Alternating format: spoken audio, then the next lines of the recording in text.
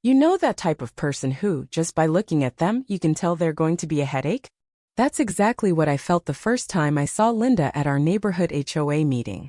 She showed up in crisp khaki pants, a scarf wrapped around her neck despite the summer heat, and this smug expression like she had the secrets of the universe tucked in her pocket. She struck me as someone who'd lecture you about mindfulness while rear-ending your mailbox. The first thing she said to me was whether the garden gnomes in my yard were channeling negative spirits. I gave a polite chuckle and moved on with my life. Big mistake. I shouldn't have brushed off someone who claimed she could read your aura based on your throw pillows. Linda called herself the energetic caretaker of the neighborhood, a title she invented, obviously. No one challenged her though. Nobody wanted to be her next project. When Linda picked a target, she went all in. For me, it started with my black curtains. Apparently, they were a gateway to chaos. Then she had issues with my wall clock spinning counter to harmony, my cat's food being carnivorous sin, and the scent of my lavender incense disrupting the condo's collective vibration. All I wanted was to sip my coffee, binge trashy TV, and live my quiet life. But Linda decided I needed an urgent spiritual cleanse. The last normal conversation we had was on a Saturday. I was hosing down my sidewalk, minding my business, when she appeared with a box of sea salt, declaring, "Water alone can't purify." I took a deep breath, told her my sidewalk was fine, and she gave me this pitying smile like I was clueless. That night I slept deeper than usual, so deep I didn't hear the gate creak, the alarm fail, or the door being jimmied open. I woke up choking on the smell of burning sage and a creepy chant echoing through my house, like a mix of bad poetry and arrogance. Groggy, I thought maybe the cat knocked something over or the TV was on. Then I saw her. There in my levying room was Linda, draped in a massive crystal necklace, while vying a feathered stick that looked like it came from a strip mall psychic fair. She was spinning in slow circles, muttering, "I'm releasing you from your own shadows." For a second I thought I was dreaming. She'd moved my plants, rearranged my artwork, and was picking through my shelves, declaring, "This is cursed. This holds resentment. This blocks abundance." My brain was still catching up. Did I leave the door unlocked? Was this a prank? Then she turned and said, calm as anything, "I had to come. You don't see it, but I'm SAVYing you. Your house is throwing the whole street's energy out of alignment." She blamed me for the street's VY-bess. I stood there in my boxers, too stunned to respond. First, I was half naked. Second, a stranger was rifling through my stuff, calling me a vortex of communal despair. Third, I was terrified she'd brought a ritual kite or worse, a live animal. Linda acted like she owned the place, tossing salt on my rug, lighting candles, dabbing eucalyptus oil on my doorknobs. Every move was a performance straight out of a one-woman cult. When I finally croaked, "Are you nuts?" she replied, "I'm shielding you." I woke up feeling your pain leak through the walls. You needed me. Anger, disbelief, and a weird shame hit me, shame for letting it escalate this far. When someone breaks into your home at dawn, lights candles, and claims your coffee table is hoarding ancestral grief, something's gone horribly wrong. She stood there, clutching that feathered stick like a holy relic, sage smoke clouding the room, her eyes glassy as she rambled about karmic knots unraveling and my inner child screaming. I tried to stay calm. She might be unhinged and dangerous. Some folks start with incense and end up with a compound in the woods. Then she started on my kitchen cabinets, inspecting my dishes like they revealed my soul's flaws. "Recycled glass traps sorrow unless it's moon-charged," she said. My mind raced. Why didn't I lock the door? Is she going to bless my fridge next? How did she grow up thinking this was okay? She grabbed my favorite Muga souvenir from a New Orleans cafe and tossed it in the trash, saying it carried stagnant emotional weight. I yelled, "Hey!" She waved me off, like I'd hired her for a deluxe spiritual overhaul, vandalism included.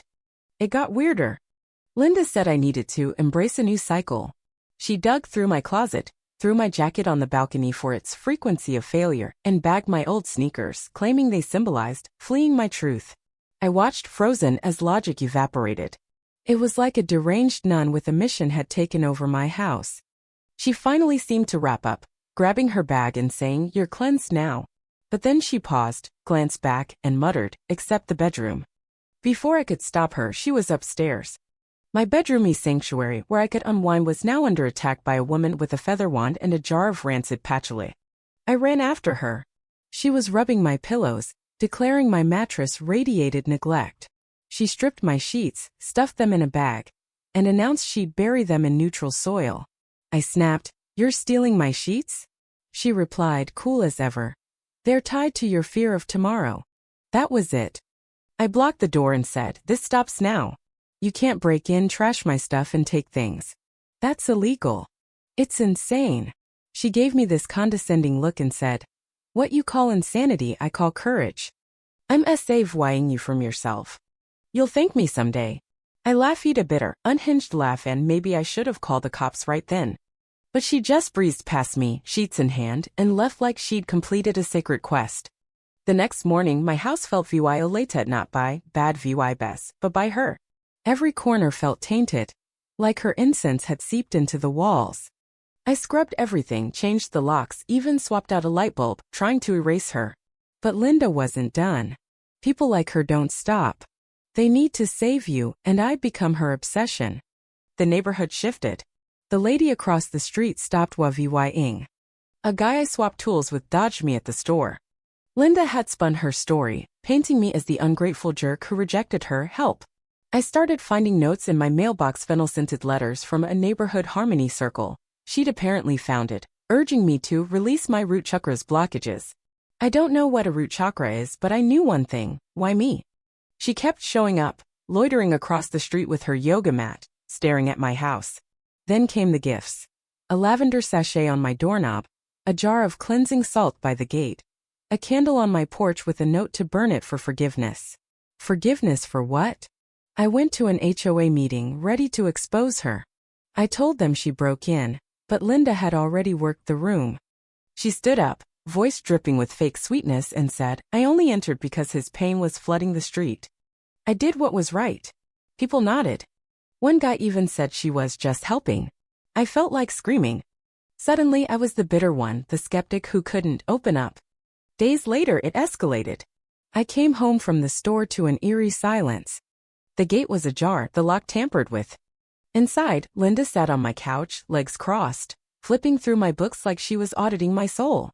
2 boxes sat beside her, one with papers, another with my novels. She looked up and said, "I knew you'd return." I felt it. My stomach churned.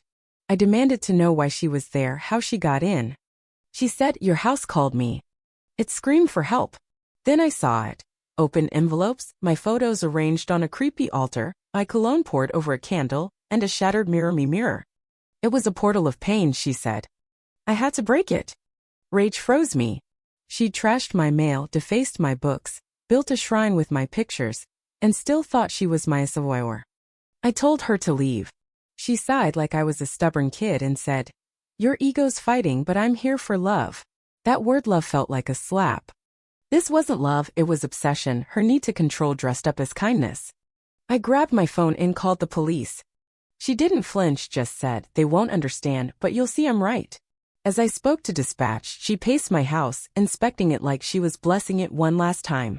The cops arrived fast. They told her to go. She argued she was healing. When they said it was trespassing, she dropped this gem: "This house is mine energetically. He just doesn't know it." They escorted her out as she rambled about my lost soul. One officer shot me a look, half pity, half dash. "How do you deal with that?" Inside I was a wreck. I upgraded my locks, added cameras, even put a sensor on my fridge. Sleep was impossible, every creak was her returning. The neighborhood split. Some thought I overreacted, others apologized for doubting me. All I wanted was my peace back, my home, without someone claiming my lampshade cursed my past lives. Sometimes I still feel her presence. The new mirror reminds me of the one she smashed. But I'm rebuilding inch by inch. It's not about sage or vibes, it's about boundaries, respect, and not letting your delusions ruin someone else's life. Linda thought she was SAVYing me, but the only thing I needed SAVYing from was her. What do you think? Share your thoughts below and give a thumbs up if you agree.